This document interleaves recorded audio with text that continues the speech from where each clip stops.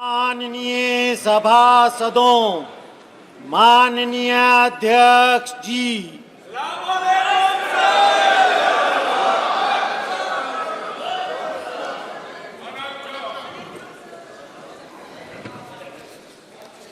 माननीय सदस्यगण,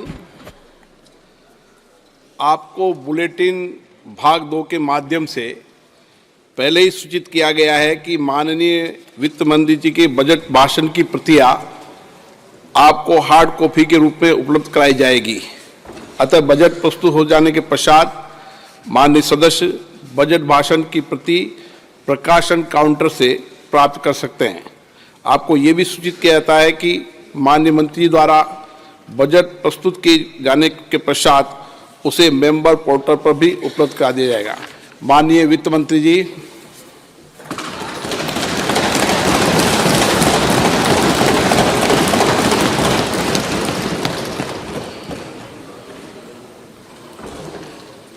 Honorable Speaker, I present the interim budget for 24-25.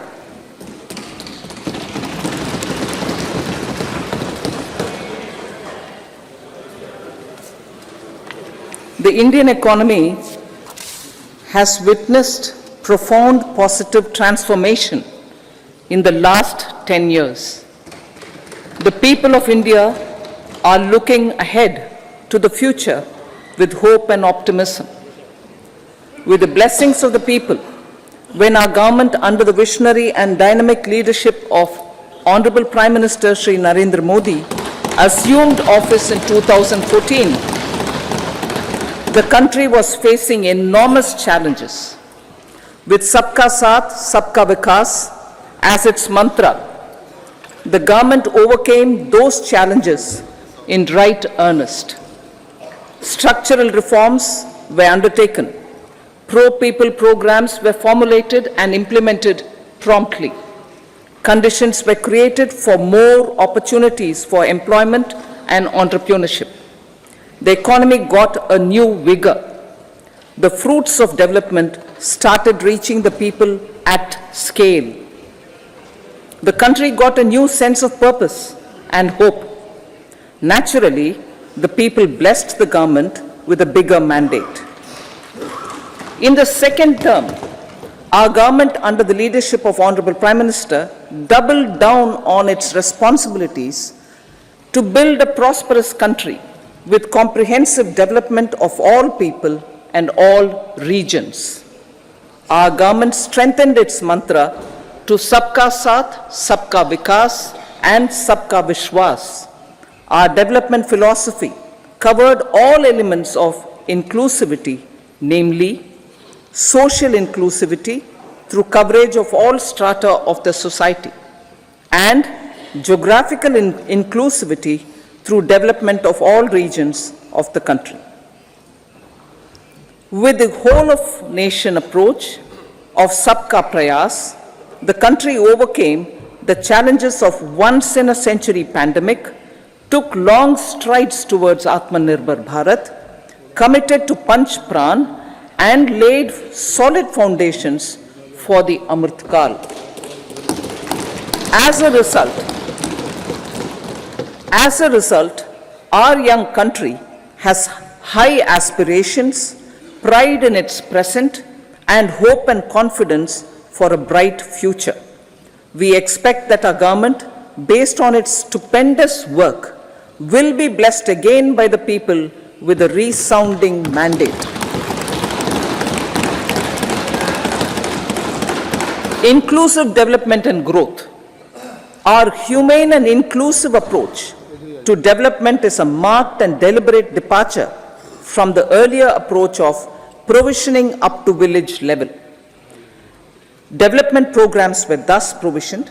In the last 10 years, however, have targeted each and every household and individual through housing for all, Har Ghar Jal, electricity for all, cooking gas for all, bank accounts and financial services for all in record time. The worries about food have been eliminated through free ration for 80 crore people. Minimum support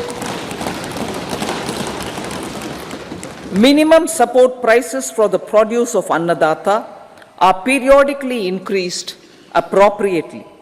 These and the provision of basic necessities have enhanced real income in the rural areas. Their economic needs could be addressed, thus spurring growth and generating jobs. Social justice. Our government is working with an approach to development that is all-round, all-pervasive, and all-inclusive. Sarvangin, Sarvasparshi, or Sarvasamaveshi. It covers all castes and people at all levels. We are working to make India a Vikasit Bharat by 2047. For achieving that goal, we need to improve people's capability and empower them. Previously, social justice was mostly a political slogan. For our government, social justice is an effective and necessary governance model. The saturation approach of covering all eligible people is the true and comprehensive achievement of social justice. This is secularism in action, reduces corruption, and prevents nepotism, prevents Bhai Bhatijawad. There is transparency and assurance that benefits are delivered to all eligible people. The resources are distributed fairly. All, regardless of their social standing, get access to opportunities. We are addressing systemic inequalities that had plagued our society. We focus on outcomes and not on outlays, so that the social economic transformation is achieved. As our Prime Minister firmly believes, we need to focus on 4 major castes. They are Garib, Mahilaye, Yuva, and Annadata. Their needs, their aspirations, and their welfare are our highest priority. The country progresses when they progress. All 4 require and receive government support in their quest to better their lives. Their empowerment and well-being will drive the country forward. Garib Kalyan, Desh Ka Kalyan. We believe in empowering the poor.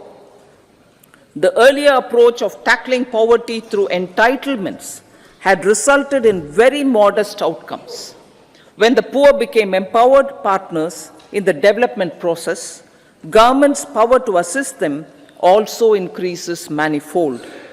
With the pursuit of Sabka Saath, in these 10 years, the government has assisted 25 crore people to get freedom from multi-dimensional poverty.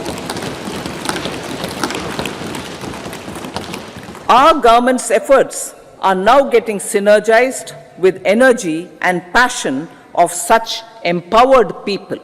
This is truly elevating them from poverty.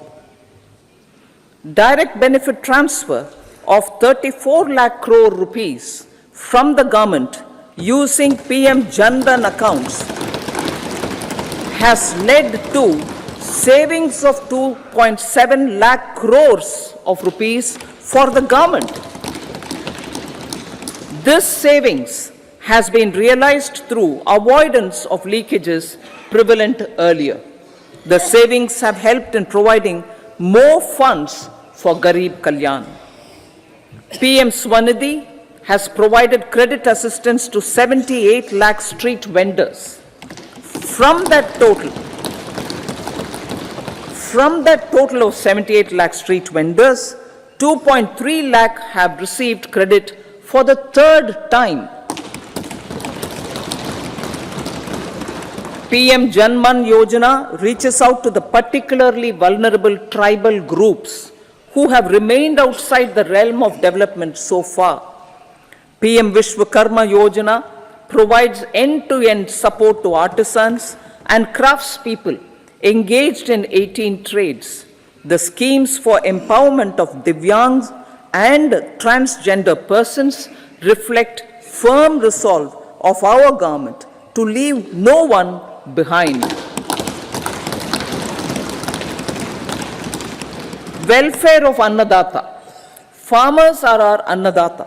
Every year under PM Kisan Samman Yojana, direct financial assistance is provided to 11.8 crore farmers, including marginal and small farmers. Crop insurance is given to 4 crore farmers under PM Fasal Bima Yojana. These, besides several other programs, are assisting Annadata in producing food for the country and for the world.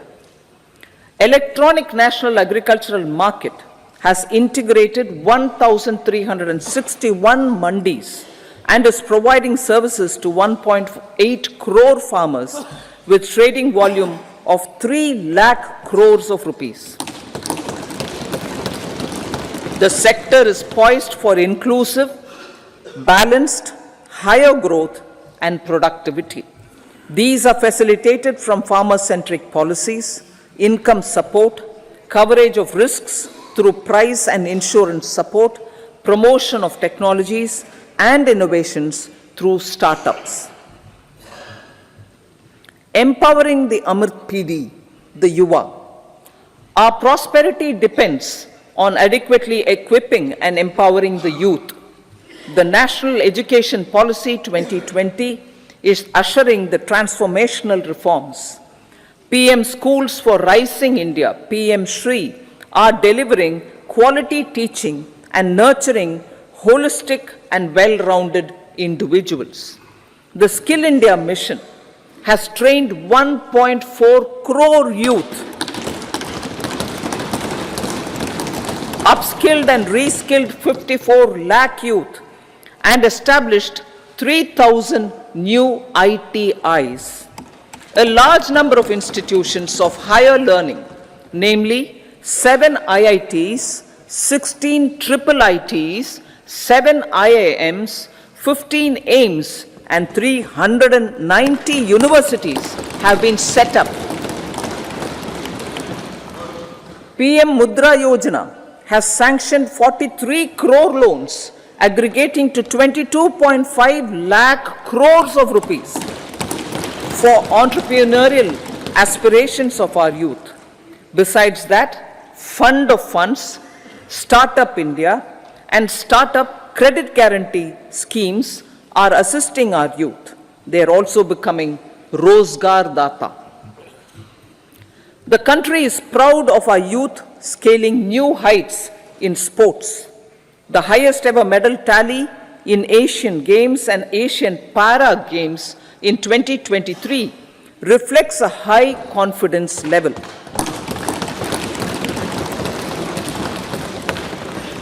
Chess prodigy and our #1 ranked player Pragnananda put up a stiff fight against the reigning world champion Magnus Carlsen in 2023. Today, India has over 80 chess grandmasters compared to little over 20 in 2010. Momentum for Nari Shakti. The empowerment of women through entrepreneurship, ease of living, and dignity for them has gained momentum in these 10 years. 30 crore Mudra Yojana loans have been given to women entrepreneurs.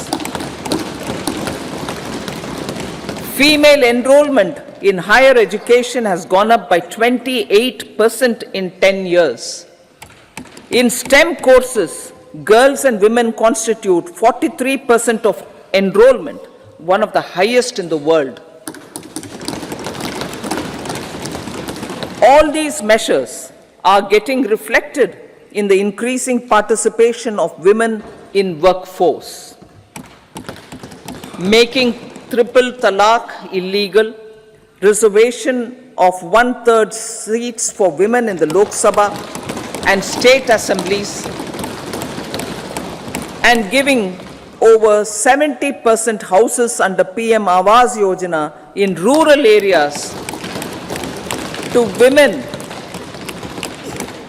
and giving over 70% houses under PM Awas Yojana in rural areas to women as sole or joint owners have enhanced their dignity. Exemplary track record of governance, development and performance. Besides delivering on high growth in terms of gross domestic product, the government is equally focused on a more comprehensive GDP, that is, governance, development and performance. Our government has provided transparent, accountable, people-centric and prompt, trust-based administration with citizen first and minimum government, maximum governance approach. The impact of all-round development is discernible in all sectors. There is macroeconomic stability, including in the external sector. Investments are robust. The economy is doing well. People are living better and earning better, with even greater aspirations for future. Average real income of the people has increased by 50%. Inflation is moderate. People are getting empowered, equipped, and enabled to pursue their aspirations. There is effective and timely delivery of programs and of large projects. Economic management. The multi-pronged economic management over the past 10 years has complemented people-centric, inclusive development. Following are some of the major elements. 1. All forms of infrastructure, physical, digital, or social, are being built in record time.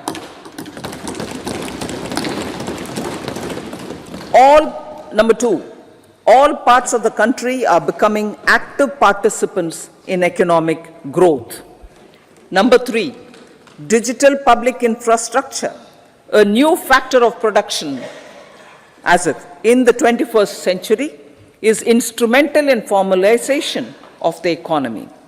Number 4, goods and services tax has enabled one nation, one market, one tax. Tax reforms have led to deepening and widening of tax base. Number 5, strengthening of the financial sector has helped in making savings, credit, and investments more efficient. Number 6, GIFT, IFSC, and the Unified Regulatory Authority, IFSCA, are creating a robust gateway for global capital and financial services for the economy. Number 7, proactive inflation management has helped keep inflation within the policy band. Now, the global context, Honorable Speaker, sir. Geopolitically, global affairs are becoming more complex and challenging with wars and conflicts. Globalization is being redefined with reshoring and friendshoring, disruption and fragmentation of supply chains and competition for critical minerals and technologies.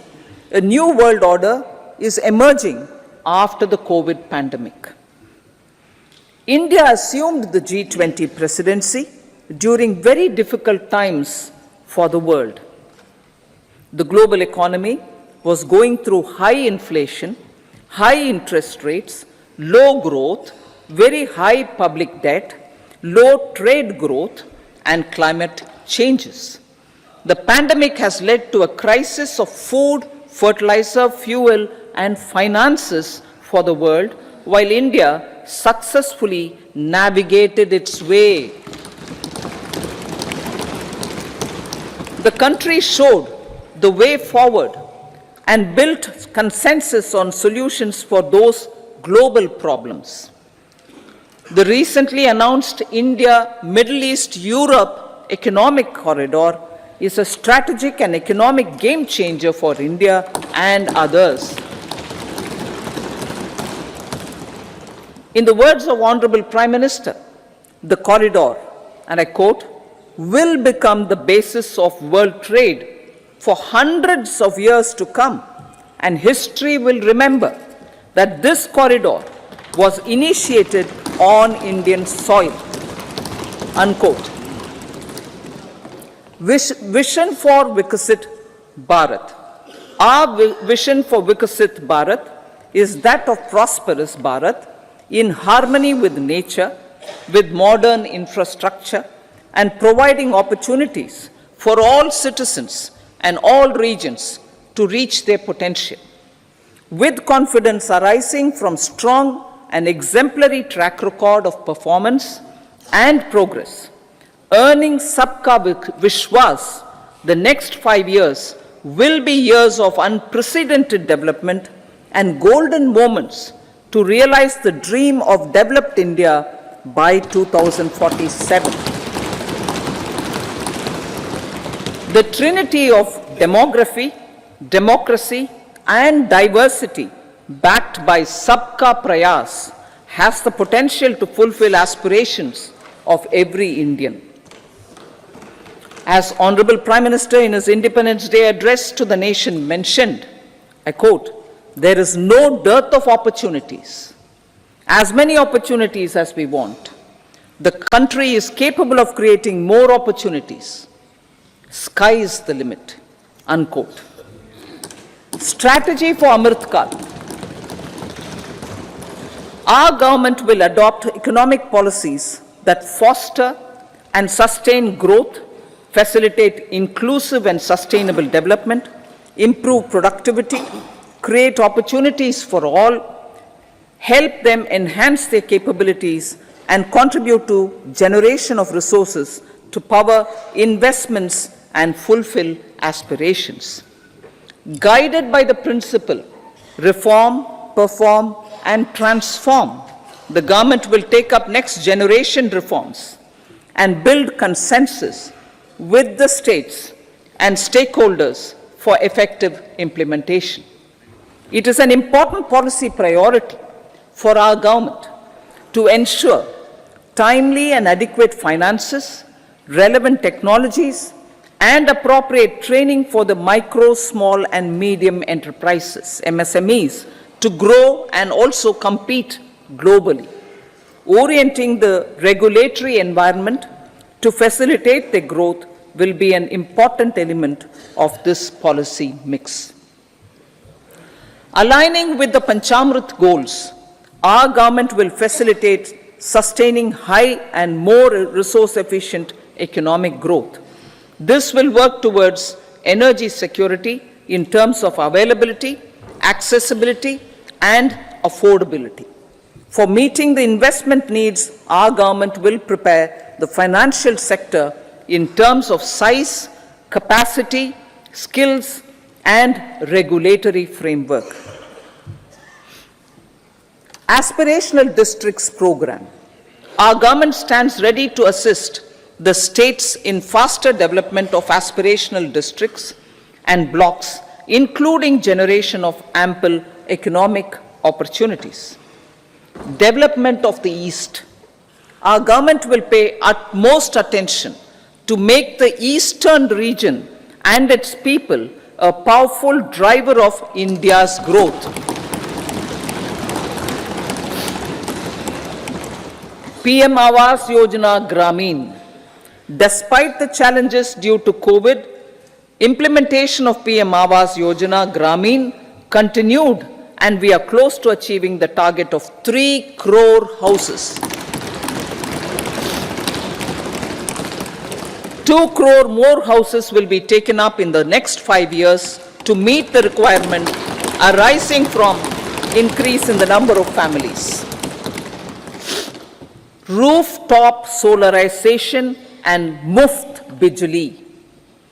Through rooftop solarization, 1 crore households will be enabled to obtain up to 300 units free electricity every month. This scheme follows the resolve of Honorable Prime Minister on the historic day of consecration of Sri Ram Mandir in Ayodhya. Following benefits are expected. Savings up to 15 to 18,000 rupees annually for households from free solar electricity and selling the surplus to the distribution companies. Charging of electric vehicles. Entrepreneurship opportunities for a large number of vendors for supply and installation. Employment opportunities for the youth with technical skills in manufacturing, installation, and maintenance. Housing for middle class. Our government will launch a scheme to help deserving sections of the middle class, and I quote from Honorable Prime Minister's words, living in rented houses or slums or chawls and unauthorized colonies, unquote, to buy or build their own houses. Medical colleges. Several youth are ambitious to get qualified as doctors. They aim to serve our people through improved healthcare services. Our government plans to set up more medical colleges by utilizing the existing hospital infrastructure under various departments. A committee for this purpose will be set up to examine the issues and make relevant recommendations. Cervical cancer vaccination. Our government will encourage vaccination for girls in the age group of 9 to 14 years for prevention of cervical cancer. Maternal and child health care. Various schemes for maternal and child care will be brought under one comprehensive program for synergy in implementation. Upgradation of Anganwadi centers under Saksham Anganwadi and Poshan 2.0 will be expedited for improved nutrition delivery, early childhood care and development. The newly designed U-Win platform for managing immunization and intensified efforts of Mission Indradhanush will be rolled out expeditiously throughout the country. Ayushman Bharat. Healthcare cover under Ayushman Bharat scheme will be extended to all ASHA workers, to all Anganwadi workers and helpers. Agriculture and food processing. The efforts of value addition in agriculture sector and boosting farmers' incomes will be stepped up. Pradhan Mantri Kisan Sampada Yojana has benefited 38 lakh farmers and generated 10 lakh employment. Pradhan Mantri Formalization of Micro Food Processing Enterprises Yojana has assisted 2.4 lakh SHGs and 60,000 individuals with credit linkages. Other schemes are complementing the efforts for reducing post-harvest losses and improving productivity and incomes. For ensuring faster growth of the sector, our government will further promote private and public investment in post-harvest activities, including aggregation, modern storage, efficient supply chains, primary and secondary processing and marketing and branding. Nano DAP. After the successful adoption of nano urea, application of nano DAP on various crops will be expanded in all agroclimatic zones. Atmanirbhar Oil Seeds Abhiyan. Building on the initiative announced in 2022, a strategy will be formulated to achieve Atmanirbharta for oil seeds such as mustard, groundnut, sesame, soya bean, and sunflower. This will cover research for high-yielding varieties, widespread adoption of modern farming techniques, market linkages, procurement, value addition, and crop insurance. Dairy development. A comprehensive program for supporting dairy farmers will be formulated. Efforts are already on to control foot and mouth disease. India is the world's largest milk producer with India is the world's largest milk producer, but with low productivity of milch animals. The program will be built on the success of existing schemes such as Rashtriya Gokul Mission, National Livestock Mission, and infrastructure development funds for dairy processing and animal husbandry. Matsya Sampada. It was our government which set up a separate department for fisheries, realizing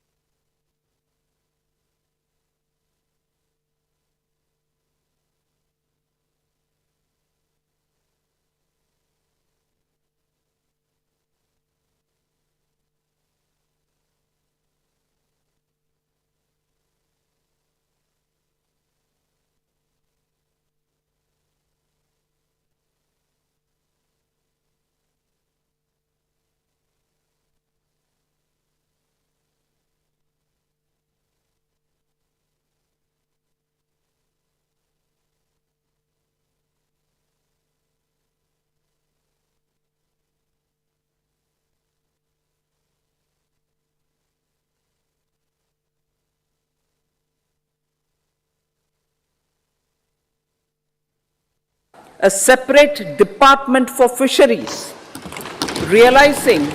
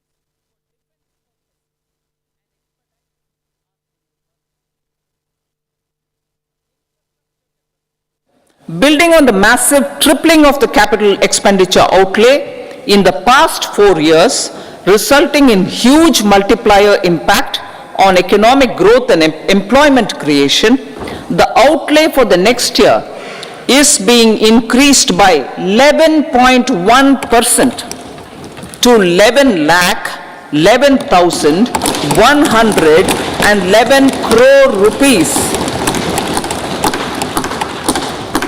This would be 3.4% of our GDP. Railways. 3 major economic railway corridor programs will be implemented. These are energy, mineral and cement corridor. Number 2, port connectivity corridors. And number 3, high traffic density corridors. The projects have been identified under the PM Gati Shakti for enabling multimodal connectivity. They will improve logistics efficiency and reduce cost. The resultant decongestion of the high traffic corridors will also help in improving operations of passenger trains, resulting in safety and higher travel speed for passengers. Together with dedicated freight corridors, these 3 economic corridor programs will accelerate our GDP growth and reduce logistic costs.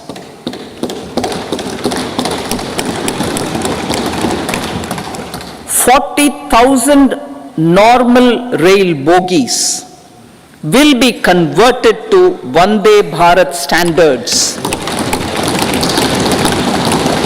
to enhance safety, convenience and comfort of passengers. Aviation sector. The aviation sector has been galvanized in the past 10 years.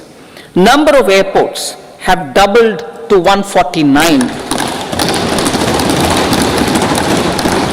Rollout of air connectivity to Tier 2 and Tier 3 cities under Udan scheme has been widespread. 517 new routes are carrying 1.3 crore passengers. Indian carriers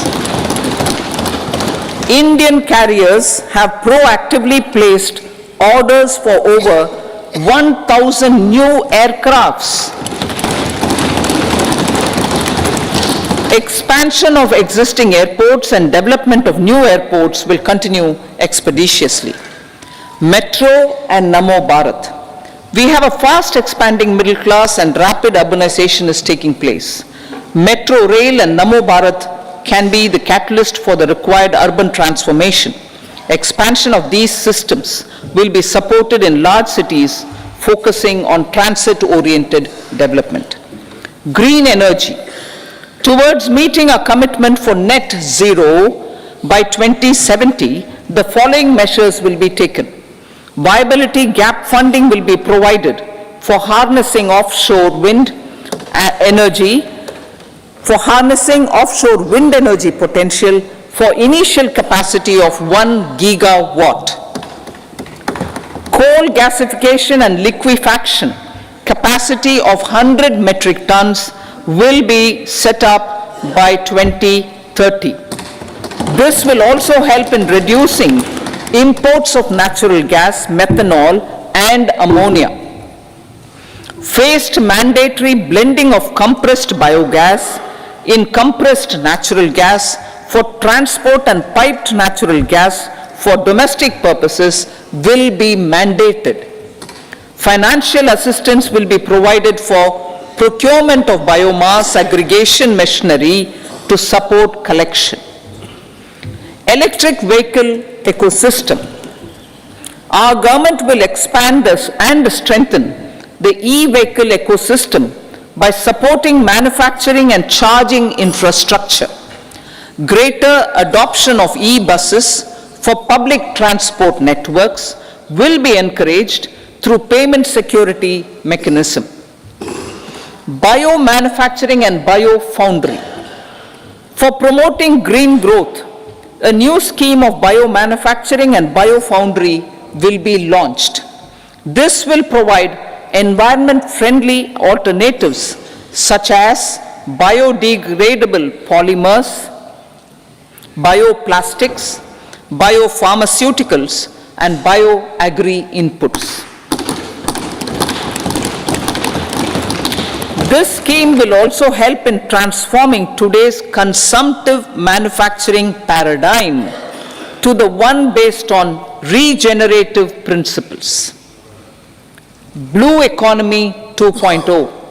For promoting climate resilient activities for Blue Economy 2.0, a scheme for restoration and adaptation measures and coastal aquaculture and mariculture with integrated and multi-sectoral approach will be launched.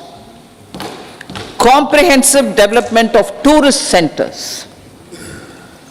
The success of organizing G20 meetings in 60 places presented diversity of India to global audience. Our economic strength has made the country an attractive destination for business and conference tourism.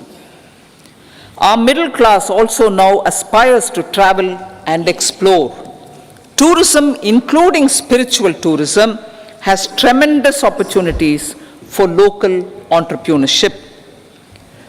States will be encouraged to take up comprehensive development of iconic tourist centers, branding and marketing them at global scale. A framework for rating of the centers based on quality of facilities and services will be established. Long-term interest-free loans will be provided to states for financing such development on matching basis. To address the emerging fervor for domestic tourism, Honorable Speaker, sir, projects for port connectivity, tourism infrastructure, and amenities will be taken up on our islands, including Lakshadweep. This will help in generating employment also. Promoting investments. The FDI inflow during 2014 to 23 was 596 billion US dollars, marking a golden era. That is twice the inflow during 2005 to 14. For encouraging sustained foreign investment, we are negotiating bilateral investment treaties with our foreign partners in the spirit of First Develop India. FDI is First Develop India. Reforms in the states for Vikasit Bharat, proposed this year to support those milestone-linked reforms by the state governments. Societal changes. The government will form a high-powered committee for an extensive consideration of the challenges arising from fast population growth and demographic changes. The committee will be mandated to make recommendations for addressing these challenges comprehensively in relation to the goal of Vikasit Bharat. Amrit Kal as Kartavya Kal. Our government stands committed to strengthening and expanding the economy with high growth and to create conditions for people to realize their aspirations. Honorable Prime Minister in his Independence Day address to the nation in the 75th year of our Republic said, and I quote, "We commit ourselves to national development with new inspirations, new consciousness, new resolutions as the country opens up immense possibilities and opportunities. It is our Kartavya Kal." Unquote. Every challenge of the pre-2014 era was overcome through our economic management and our governance. These have placed the country on a resolute path of sustained high growth. This has been possible through right policies, true intentions, and appropriate decisions. In the full budget in July, Honorable Speaker, our government will present a detailed roadmap for our pursuit of Vikasit Bharat.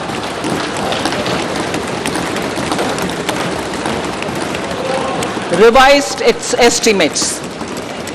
Revised estimates of 2023-24. The revised estimate of the total receipts other than borrowings is 27.56 lakh crores of rupees, of which the tax receipts are 23.24 lakh crore rupees. The revised estimate of total expenditure is 44.90 lakh crore rupees. The revenue receipts at 30.03 lakh crore rupees are expected to be higher than the budget estimate, reflecting strong growth momentum and formalization in the economy. The revised estimate of the fiscal deficit is 5.8% of GDP, improving on the budget estimate, notwithstanding moderation in the nominal growth estimates. Budget estimates for 2024-25.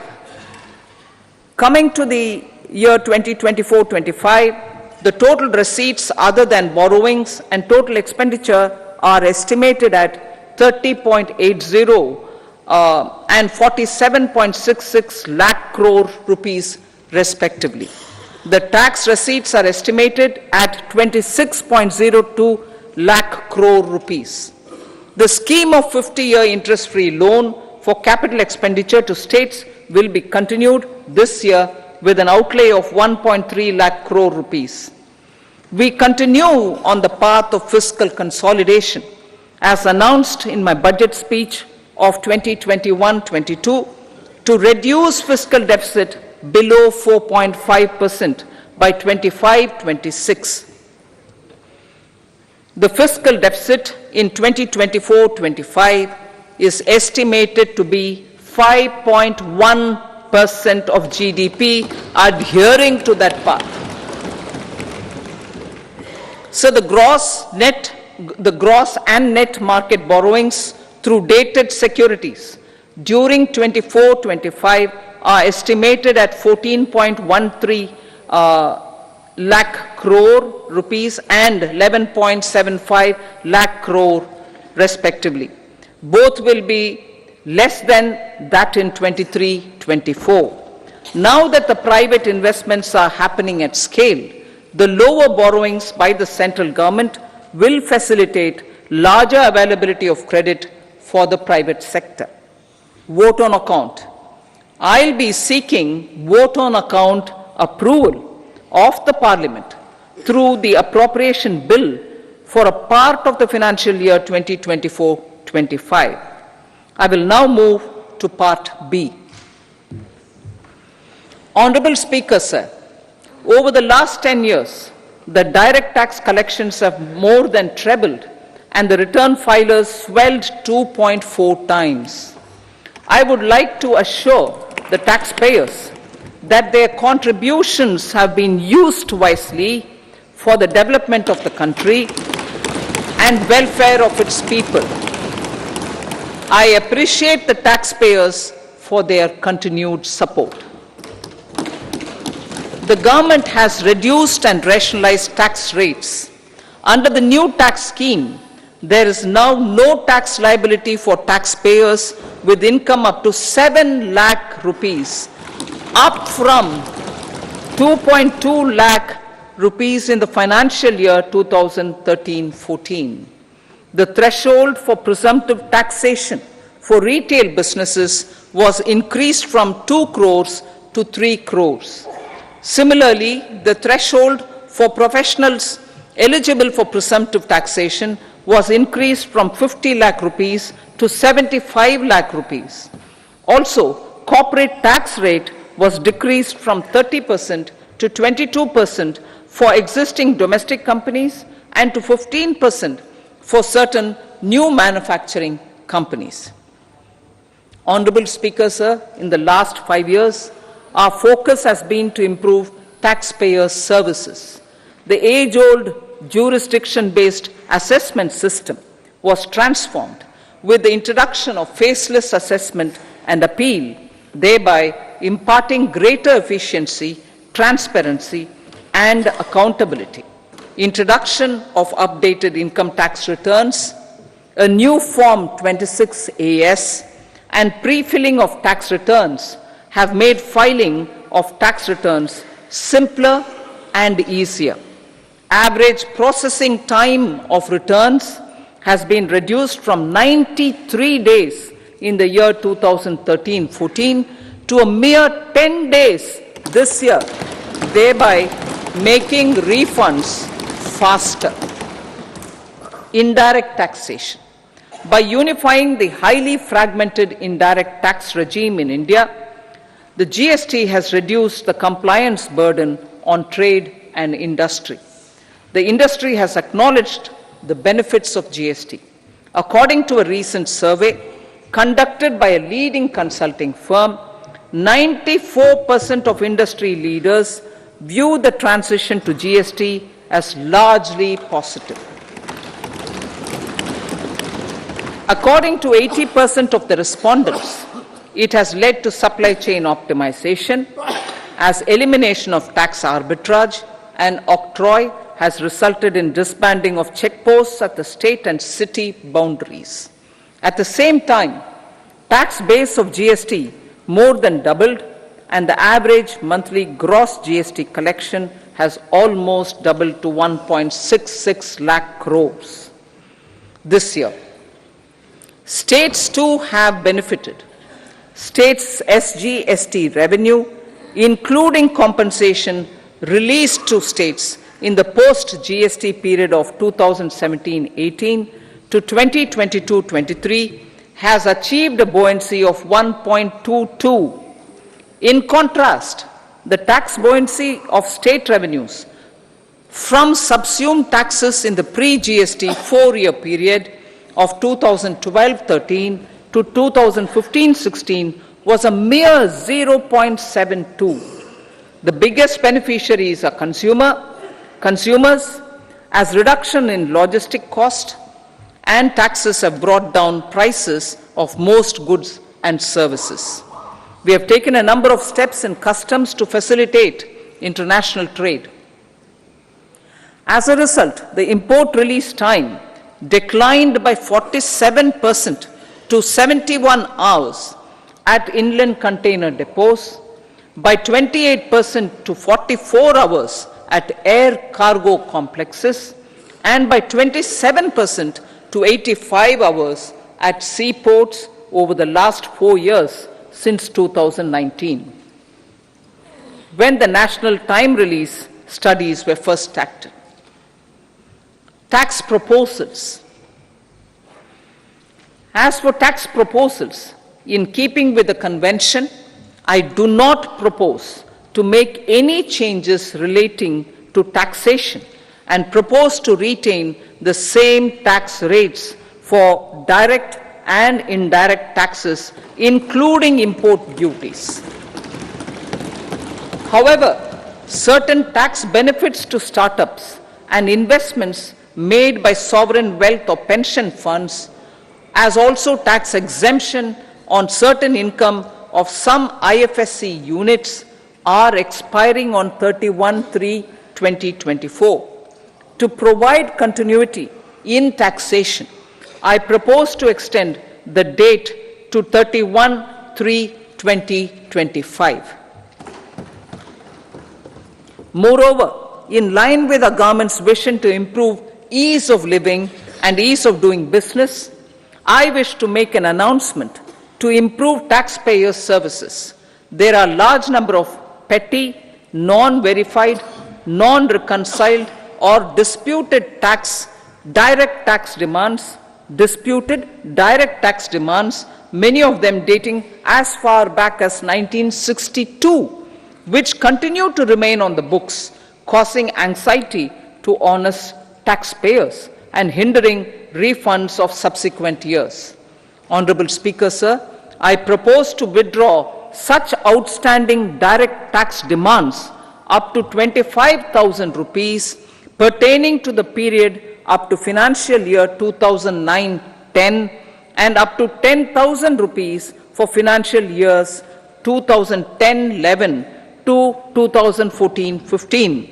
This is expected to benefit about 1 crore taxpayers. 1 crore taxpayers would benefit out of this. Economy then and now. In 2014, when our government assumed the reins, the responsibility to mend the economy step by step and to put the governance systems in order was enormous.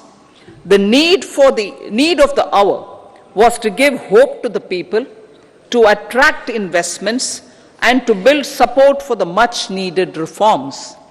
The government did that successfully, following our strong belief of nation first. The crisis of those years has been overcome, and the economy has been put firmly on a high, sustainable growth path with all-round development. It is now appropriate to look at where we were then. I repeat, it is now appropriate to look at where we were then till 2014 and where we are now, only for the purpose of drawing lessons from the mismanagement of those years. The government will lay a white paper on table of the House.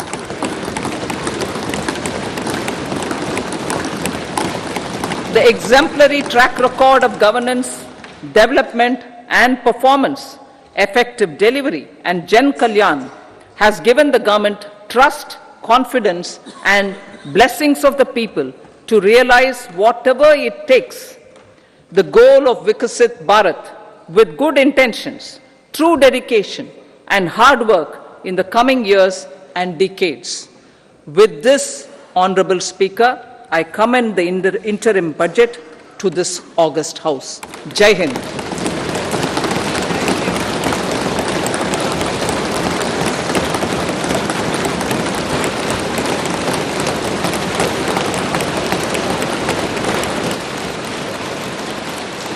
Item number 2 Shrimati Nirmala Sitharaman ji.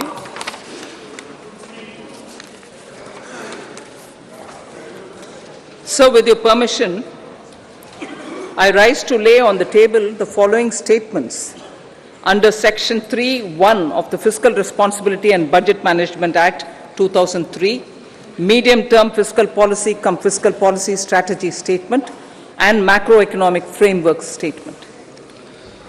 Item number 3 Shrimati Nirmala Sitharaman ji. Sir, with your permission, I rise to move for leave to introduce the Finance Bill 2024. प्रश्न ये है कि विधेयक को पुनर्स्थापित करने की अनुमति प्रदान की जाए। जो सदस्य इसके पक्ष में हाँ कहें, जो सदस्य विरोध में ना कहें। मेरे विचार में निर्णय हाँ वालों के पक्ष हुआ, हाँ वालों के पक्ष हुआ। माननीय मंत्री जी विधेयक को पुनर्स्थापित करें। So I introduce the bill. सभा की कार्रवाई शुक्रवार दिनांक 2 फरवरी 2024 को प्राप्त 11 बजे तक के लिए स्थगित की जाती है।